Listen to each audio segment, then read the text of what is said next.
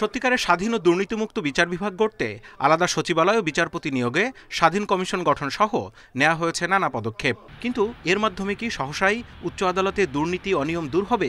এই প্রশ্নের উত্তরে বিগত দিনের অভিজ্ঞতা তুলে ধরে আইনজীবীরা বলছেন, সুপ্রিম কোর্টে মূলত বড় অনিয়ম হয় রাজনৈতিক সিন্ডিকেটের মাধ্যমে। আদালতের আদেশ কিংবা রায়ে থাকে দলীয় আইনজীবী নেতাদের প্রভাব। তারা দক্ষ না হলেও বিচার প্রার্থীদের ভিড় কমে না। অনেক সময় বিচারকের সঙ্গে বিশেষ সখ্যতার লোভ দেখিয়ে নেওয়া হয় মোটা অঙ্কের ফি। আইনজীবীরা বলছেন, এই সিন্ডিকেট ভাঙতে দায়িত্ব নিতে হবে বিচারক, আইনজীবী সহ সকলের। অবাক হবেন, ব্যারিস্টার রফিকুল হক, ব্যারিস্টার রকুনউদ্দিন মাহমুদের কাছ থেকে ব্রিফ কেড়ে নিয়ে গ্রামীণ ফোন থেকে অনেক কোম্পানিগুলো তারা তাপসকে নিয়োগ দিয়েছে, যার যে তাপস হাঁটুর বয়সীও না, বা তাপস অনুগত কেউ দাঁড়ালেই আমাদের ইভেন তদানীন্তন প্রধান বিচারপতিরা পর্যন্ত সাকাম হয়ে যেত, নার্ভাস হয়ে যেত।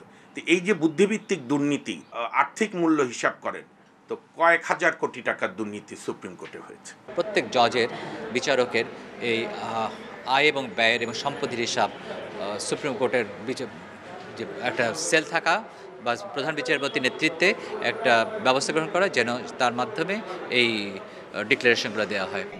শুধু আইনজীবী নন, দুর্নীতি অনিয়মে জড়িয়ে পড়েন খোদ বিচারপতিরাও। সম্প্রতি সুপ্রিম জুডিশিয়াল কাউন্সিল মোকাবিলা না করেই দুর্নীতির অভিযোগ নিয়ে ৩ বিচারপতির পদত্যাগই এর বড় প্রমাণ বলছেন আইনজীবীরা। তবে রাষ্ট্রের আইন কর্মকর্তাদের দাবি, অন্তর্বর্তী সরকারের সময় আগের চেয়ে অনিয়ম কমেছে। পুরোপুরি পরিবর্তন হয়েছে সেটা আমরা বলতে পারছি না, কিন্তু অনেকাংশেই পরিবর্তন হয়েছে। যারা ক্লায়েন্ট, মক্কেলরা, তারা মনে করে যে এই আইনজীবীকে দিয়ে ওই জাজ সাহেবের কাছে গেলে হয়তো একটা সুবিধা পাবো, বা উনি একটু পলিটিক্যালি প্রভাবশালী, ওনাকে নিলে আমার সুবিধা হবে। বিচার বিভাগ সংশ্লিষ্টরা বলছেন, এখন কোনো রাজনৈতিক দল ক্ষমতায় নেই, তাই যে কোনো সিন্ডিকেট ভাঙার এখনই মোক্ষম সময়। Zahidul Bashar, independent news, Dhaka. নৌযান থামিয়ে এভাবে সুনামগঞ্জের ছাতকে চাঁদা আদায় করছে সংঘবদ্ধ একটি চক্র। নির্দিষ্ট ঘাটে পণ্য ওঠানামায় টোল আদায়ের কথা থাকলেও অবৈধভাবে চলন্ত অবস্থায় চাঁদা নিচ্ছে চক্রটি। আর এর পেছনে বিআইডব্লিউটি এর কিছু অসাধু কর্মকর্তার যোগসাজশ রয়েছে বলে দাবি স্থানীয়দের। এরা তো চাঁদা বেশি করে নিতে আছে আর কি, আমরা কিছু করতে পারি না। আমরা কিছু বলতে গেলে আমাদের গায়ে হাত তুলে মারধর করে। 15 দিন করে 2 মাস করে এই টেন্ডার দেয় এবং কোনো ছাড়া, রিসিট ছাড়া। ছোট বড় সব নৌযান থেকে প্রতিদিন 8 থেকে 9 হাজার টাকা তোলা হয়। টাকা না দিলে শ্রমিকদের মারধরের পাশাপাশি লুটপাটও চালানো হয়। অভিযোগ রয়েছে, দরপত্র আহ্বান করেও পছন্দের ব্যক্তিকে ইজারার দায়িত্ব দিয়ে আসছে বিআইডব্লিউটিএ। এরা টুকেন মুকেন কোনো কিছু নাই, এরা বলে ওই যে চান্দা দিতে হইব, চান্দই বলে। আমরা বলে যে এগুলা বিআইডব্লিউ ট্যাক্স দিতে হবে, বিআইডব্লিউ ট্যাক্স দিতে হবে 9,000 টাকা। এই বিষয়ে কথা বলতে রাজি হননি বিআইডব্লিউটি এর কেউ। তবে টাকা আদায়ের বিষয়টি জানে ঊর্ধ্বতন কর্তৃপক্ষ। আপনি স্পট কোটেশন কিভাবে দেন? 2 বার? কোন জায়গায়? 2 বার না, আমরা তো 4 বার দিচ্ছি। কেন এটা তো কিভাবে দিচ্ছেন? না, এটা আমার হেড অফিসের থেকে এটা বলতে হবে। এটা যদি তুমি আমারে বলো যে এটা কিভাবে দেন, আমি বলতে পারবো না, কেন তারা এটা হেড অফিসের থেকে ছাড়া তো আমি দিতে পারবো না। গেল 21 অক্টোবর এক ব্যবসায়ীর দায়ের করা রিটের পর ইজারা বন্ধের নির্দেশ দেন হাইকোর্ট। Independent news. হাওর বাওর ঝর্ণা, চা বাগানে ঘেরা মৌলভীবাজার। প্রকৃতির অপার সৌন্দর্য উপভোগে শীত মৌসুমে দেশ বিদেশের হাজারো পর্যটক ভিড় করেন সেখানে। শুভ বড়দিন সহ বছর শেষের কয়েকদিনের ছুটিতে পর্যটকদের পদচারণায় মুখর পর্যটন কেন্দ্রগুলো। নগর জীবনের ব্যস্ততা ভুলে প্রকৃতির ছোঁয়া পেতে মাধবকুণ্ড ঝর্ণা, লাউয়াছড়া জাতীয় উদ্যান, হাকালুকি হাওর, চা বাগান সহ অর্ধশতাধিক দর্শনীয় স্থানে পর্যটকদের ঢল। এই প্রকৃতিটা অ্যাকচুয়ালি আমাদের শহরে তো অত উপভোগ করা যায় না, এখানে উপভোগ করা যাচ্ছে। এই জিনিসটা অ্যাকচুয়ালি অনেক এনজয়মেন্ট হচ্ছে। 3-4 দিনের ছুটি পাওয়া গেছে, এই কারণে একটু ফ্যামিলি নিয়ে বেড়াতে আসছি। আমরা এখন মাধবপুর লেক হয়ে তারপরে লাউয়াছড়া জাতীয় উদ্যানে এসেছি। তারপর আমাদের আবার প্ল্যান আছে যে আমরা টি এস্টেট গুলো একটু ঘুরে দেখব। গণপরিবহন ও নিজস্ব যানবাহনে দর্শনার্থীরা ঘুরে বেড়াচ্ছেন বিভিন্ন বিনোদন কেন্দ্রে। খালি নেই কোনো হোটেল ও রিসোর্ট। ক্রিসমাসের যে ছুটি, এই ছুটি হিসাবে আলহামদুলিল্লাহ এনাফ আমরা পাচ্ছি, টুরিস্ট পাচ্ছি। আমাদের দেশীয় টুরিস্ট আছে, কিছু বাইরেরও আছে। হ্যাঁ, পর্যটকদের নিরাপত্তা নিশ্চিতে প্রতিটি বিনোদন কেন্দ্রে ট্যুরিস্ট পুলিশের পাশাপাশি মোতায়েন রয়েছে সাদা পোশাকের পুলিশ।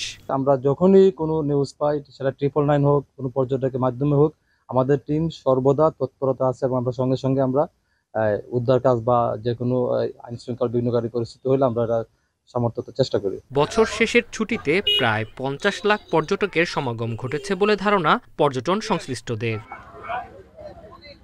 Independent news. 2020 সালে বন্ধ হয়ে যায় উত্তরবঙ্গের দ্বিতীয় বৃহত্তম দিনাজপুরের সেতাবগঞ্জ চিনিকল। বেকার হয়ে পড়েন হাজার হাজার শ্রমিক কর্মচারী। বন্ধ হয়ে যায় জেলার সবচেয়ে বড় কর্মসংস্থানের পথ। সরকার পরিবর্তনের পরেই বন্ধ চিনিকলগুলো চালুর উদ্যোগ নেওয়া হয়। গত 15 ডিসেম্বর সেতাবগঞ্জ চিনিকলে আকমারাই শুরু হয়। চিনিকলটি লাভজনকভাবে পরিচালনার আশা করছে কর্তৃপক্ষ। ধাপে ধাপে আমরা উৎপাদনের দিকে যাব। প্রাথমিক এই 24-25 রোপণ মৌসুমে আখ রোপণের কার্যক্রম আমরা শুরু করেছি। যেহেতু এটা একটা দীর্ঘমেয়াদী প্রক্রিয়া এবং কারখানা 4 বছর যাবৎ বন্ধ থাকার কারণে তাৎক্ষণিকভাবে সেটা আমরা উৎপাদনে যেতে পারবো না। চলতি বছর 20 ডিসেম্বর থেকে জয়পুরহাটে আকমারাই শুরু হয়েছে। গত এক বছরের লোকসান ছিল প্রায় 70 কোটি টাকা। এবার লোকসানের পরিমাণ কমেছে 16 কোটি টাকা। আখের মূল্যটা ভালো পাচ্ছি, যা বিধায় আমরা আবার আখ শুরু করেছি। ইনশাআল্লাহ আমি প্রতি বছরই না কম বেশি, এবছর আমি 2 একর লাগাবো। গত বছর দাম পাচ্ছি এবং টাকা পয়সা নেন ক্লিয়ার, এজন্য 1 একর কুশার এই বছর আবার লাগাইছি। রংপুরে বন্ধ হয়ে যাওয়া শ্যামপুর এবং গাইবান্ধার মহিমাগঞ্জ চিনিকলের আখ নিয়ে চলবে দেশের বৃহত্তম জয়পুরহাট চিনিকল। অন্যান্য যে কোনো ফসলের তুলনায় আখ আবাদ করে বেশি লাভবান হবে এবং এই উত্তরবঙ্গের ভারশীল প্রতিষ্ঠানটি বর্তমানে যে 1 মাস 1.5 মাস চলতেছে, এটা ইনশাআল্লাহ আগামীতে 3 মাস 3.5 মাস চলতে পারবে। চলতি মৌসুমে জয়পুরহাট চিনিকলে উৎপাদনের লক্ষ্যমাত্রা ধরা হয়েছে 3000 মেট্রিক টনের বেশি। সোহেলি জাহান, ইন্ডিপেন্ডেন্ট নিউজ। শিশু কিশোরদের উপর অসংক্রামক রোগের প্রভাব জানতে গবেষণা করেছে ডায়াবেটিক সমিতি। গ্রাম ও শহরের 15 থেকে 19 বছরের 1300 কিশোরের উপর চলে গবেষণা। এতে দেখা যায় শিশু কিশোরদের 18 ভাগেরই উচ্চতার তুলনায় ওজন বেশি। এছাড়া 11 ভাগের রক্তচাপ বেশি এবং 4 ভাগের রয়েছে ডায়াবেটিস। সচেতনতা বাড়াতে স্মার্ট কিডস অ্যান্ড স্কুল কর্মসূচি নিয়েছে ডায়াবেটিক সমিতি, স্বাস্থ্য বিভাগ ও জাইকা। এদের সঙ্গে কাজ করছে আরও 15টি উন্নয়ন সহযোগী সংস্থা। স্বাস্থ্যকর খাবার ও জীবনযাপন নিয়ে বার্তা দেয়া হচ্ছে শিশু কিশোরদের। এসব তথ্য পরিবারকে জানাবে তারা। যদি জাঙ্ক ফুড খাই অনেক, তাহলে আমরা মোটাও হইতে পারি, অসুস্থও হইতে পারি। যদি আমরা অনেক হেলদি ফুড খাই, আমরা অসুস্থ হব না, আর হয়েছে আমরা অনেক শক্তি পাবো। ওইটা আমি শিখেছি। হেলদি ফুড খাইতে, তারপর ফিজিক্যাল অ্যাক্টিভিটি করতে, নাহলে 6 to 8 আওয়ার্স অফ স্লিপ লাগবে, নাহলে আমরা অনেক ফ্যাট আর অবেসিটি হয়ে যাবে। এক্সট্রা সল্ট খাই, তারপর সুগার খাই, এগুলো আমাদের উচিত নয়। আমরা এগুলো থেকে চেষ্টা করব বিরত থাকা। ফিজিক্যাল অ্যাক্টিভিটি, হাঁটা চলা, এটা সবসময় ফিজিক্যাল অ্যাক্টিভিটি করা উচিত, এটাও শেখানো হচ্ছে। ডায়াবেটিক সমিতি বলছে, অসংক্রামক রোগের মহামারী ঠেকাতে শৈশব থেকেই সচেতন করতে চায় তারা। কারণ অবশ্যই বেড়ে যাচ্ছে, তো তারপরে এই ডায়াবেটিস, হাইপারটেনশন, হার্ট ডিজিজ এগুলো বেড়ে যাবে। তো যদি ছোটোবেলায় অবিস হয়ে যায়, তাই ওটা সহজে কমাতে পারে না, সেটা ছোটোবেলা থেকেই ধরতে হবে তাদের। আমাদের লক্ষ্য হচ্ছিল 12 থেকে 18 বছরের আমরা 1 কোটি বাচ্চাকে একটা হেলথ অ্যাপস ট্র্যাকারের মধ্যে আমরা নিয়ে আসবো, যেখানে তারা বছরে 4 বার তাদের ছিল height, weight, waist, hip, dietary history, তাদের ফিজিক্যাল অ্যাক্টিভিটিস হিস্ট্রি, সাথে তো বলেছে তাদের স্ক্রিন টাইম এবং তাদের যে ফিজিক্যাল অ্যাক্টিভিটির সাথে একটা বলছিল স্লিপিং, এই ইনফরমেশন তারা ছিল আপলোড করবে। কর্মসূচির লক্ষ্য আগামী 1 বছরের মধ্যে 1 কোটি শিশু কিশোরকে সচেতন করা। Hasan Misbah, independent news, Dhaka.